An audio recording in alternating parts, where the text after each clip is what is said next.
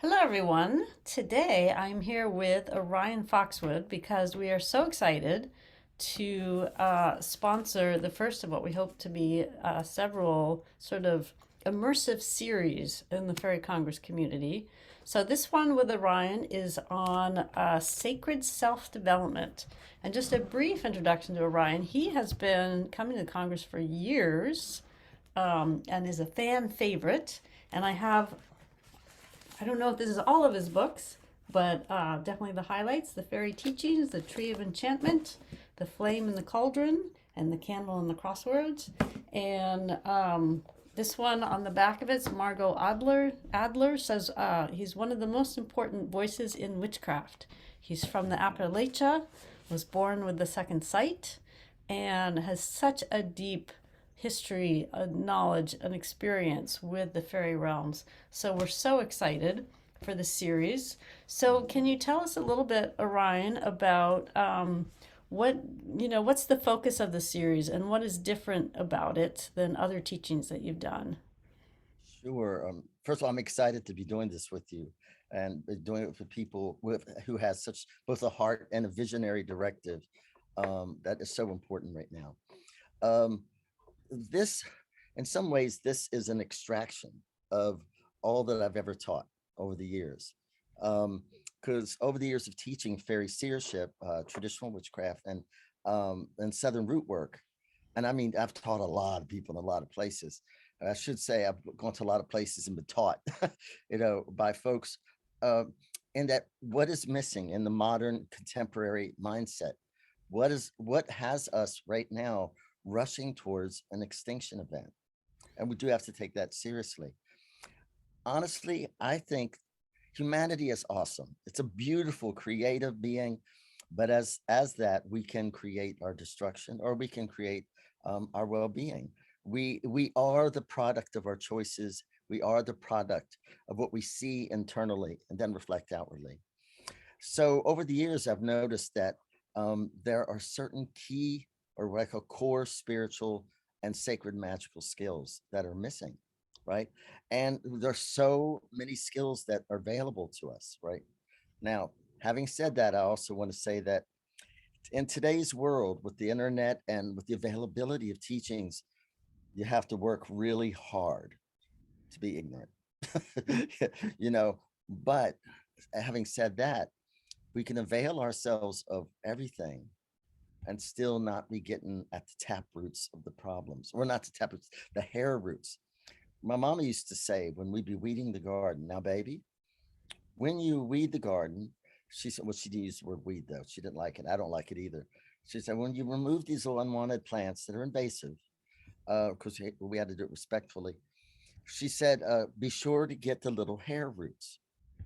Because if you don't, you just get the obvious taproot, the problem, or the plant in this case will come back, but with more vigor each time that you do that, because it's learning how to be stronger and stronger. Many of the problems that vex us right now are like that itch that you can't quite reach. If we look all around us, we have many geniuses, many beautiful, loving people, and they're doing really wonderful things. But it's as if they're fixing a tire that's got a slow leak. Can't quite figure out where do I patch it, or do I get a new tire? What this particular series is about is really, what is it that's missing? What does it mean truly to be a conscious co-creator of our destiny, a conscious co-creator of an intentional healing and restoration of ourselves and our world? And that conscious part's the thing, because there's a lot of things, I call them the dust bunnies in the soul, that we feel but cannot see. It's like going into, my mother used to say, I got a lot of sayings from her.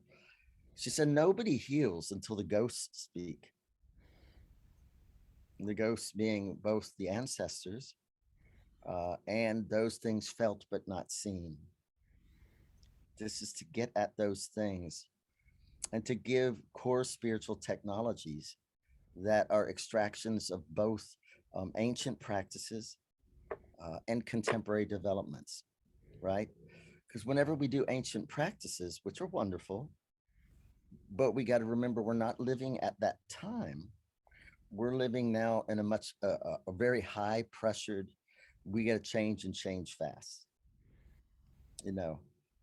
So there are some visionary directives to this work. One is to reach back and bring the ancient technologies we knew back to us today. They're only in dormancy because no wisdom leaves the world.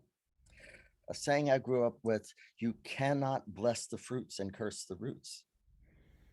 So we will be working with reaching back, bringing forward, looking forward, and anchoring ourselves consciously on an emergent, an integrative, and co creative vision of where we're going. Because you can change everything. And this is where people feel powerless a lot. You can do everything right and still not be well because it's an inside job. Yeah, And I yeah, would just want to say that was really powerful what you said is that you don't change you don't change until you be the agent that has changed. So I'm wondering in what ways do you think will people find change and transformation through this series? great question. Thank you. Um, so a lot of my focus over the years is really, it started right here with me, you know, looking down deeper and understanding, why do I do what I do? What's missing? Where's the ouches? Where am I singing the song of sorrow? I call it the song of sorrow. And that is, we are not the product of our history. We are the product of our choices. I heard this wonderful man once. He said, when we are born in the shape of our parents. When we die in the shape of our choices. Now, having said that, it's hard to just throw that out there like you create your own reality, which is true. But how about when if you don't know the basis of creating reality at all?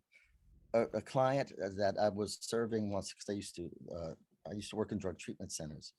And this wonderful woman, she had tried recovery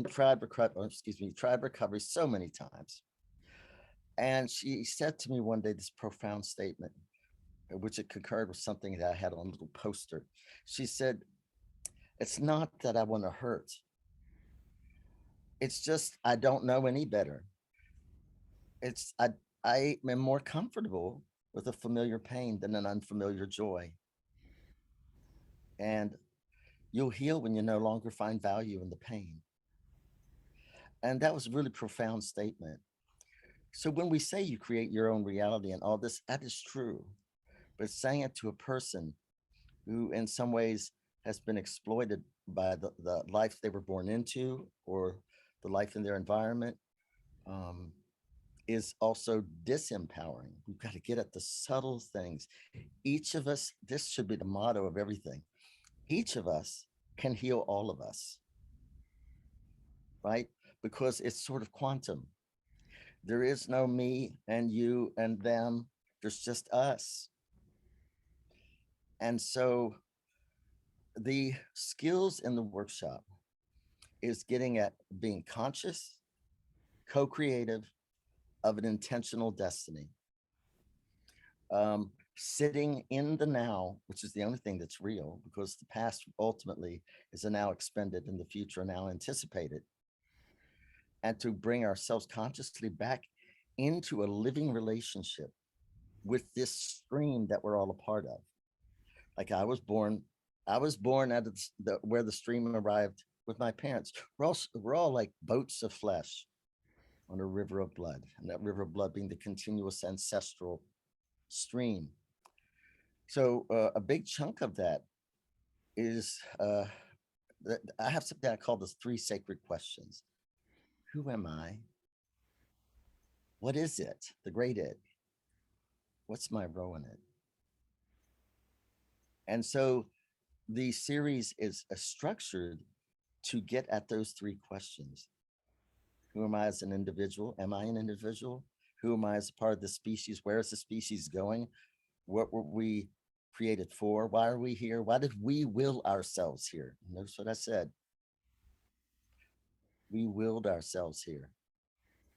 So I'd like as an undergirding feeling in this workshop, not a morose feeling of, oh my God, because if we watch the news, right, and we get intoxicated on the news, right, then we get morose. Remember this. My daddy used to say this: what you see is not the limit of what can be. What we see is the symptoms of where we are right now, not the symptoms of what we're becoming. I use it as information, not as reality.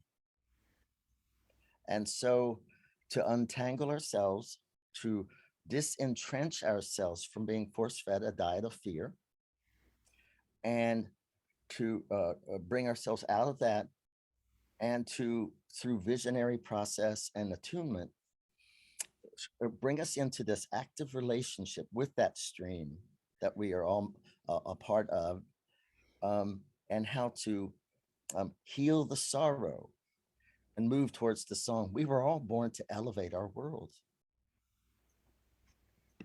And think about it, we were all born at this time.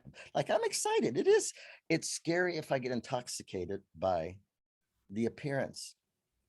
But as we all know who've done healing, sometimes when you're healing a chronic condition, initially the condition gets a little worse, because in some ways you cannot fight what you cannot see. Although this isn't about a fight, that's another one. We are not in a battle with the symptoms that we see. It's time to come off the battlefield and onto the co-creative dancing floor. And it starts from within. And so I'm taking people through both, I guess, a conceptual shift where we understand that I am the arrival of all, surfacing like a glacier in the waters, like what sunk the Titanic was not the fact that the iceberg was there, the ocean was there, and the boat was there.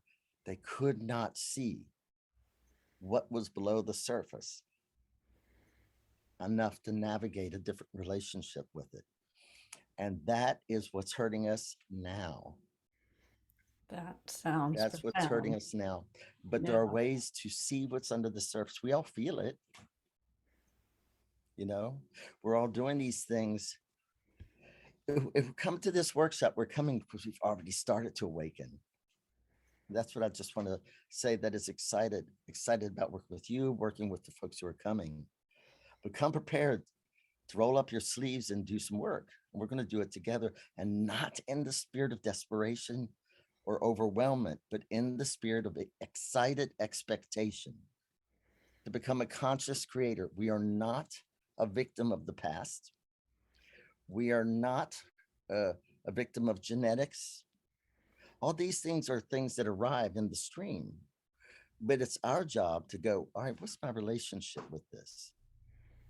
And then, did I truly arrive here in this beautiful, on this beautiful earth in form alone? Well, of course I didn't. None of us arrived here alone, and we're still not alone. So we're going to tune in also to whether the beings and the states of being that we represent, like each one of us, seem like we're one, but we're many. But the image that we see is the top, just a piece of that iceberg. And we're going to go in. We're going to do some healing. We're going to do some forgiveness work, some cleaning work. We're going to bring the helpful beings that I call those who walk in grace forward, those who have awakened us in the middle of the night with divine restlessness. There's something trying to happen, and all of nature is in excited expectation, but it's also in a state of demand. You know, humans, if you ever noticed, we often don't change until we got to. And when we got to, all of a sudden, we tend to pull together. And so know this, Each of us can heal all of us. And that's where we're going to become conscious creators and healers. All right. Oh, that's beautiful. So, information is at fairycongress.com, and then go to online events, and there's a page for Orion and Sacred Self Development. So, we hope to see you all there. Okay, Yes. Thank now, you. yeah, bye.